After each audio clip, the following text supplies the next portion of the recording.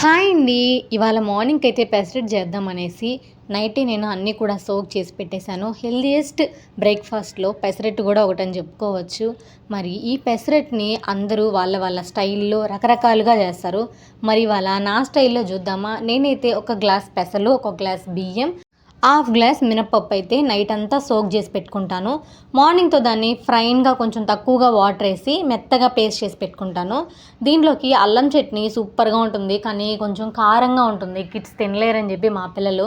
అందుకే నేను టొమాటో చట్నీ చేశాను. అది కొంచెం స్వీట్‌నెస్‌గా ఉంటుంది, స్పైసీగా ఉంటుంది. అంటే మేనేజ్ చేయగలుగుతారు పిల్లలు. అందుకే అయితే ఇవాళ టొమాటో చట్నీ చేసేసాను.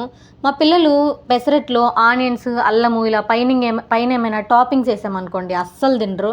అందుకే వాళ్ళకైతే ప్లెయిన్‌గా ఏసి తినిపిచ్చేసేసాను. నేనైతే బాగా ఆనియన్స్ ఏసుకొని, అలాగే అల్లం తురుముకున్నాను. కొంతమంది అల్లం కట్ జేస్తారు ముక్కలు ముక్కలుగా. కానీ నాకలా నచ్చదు. అందుకే నేను తురుముకుంటాను.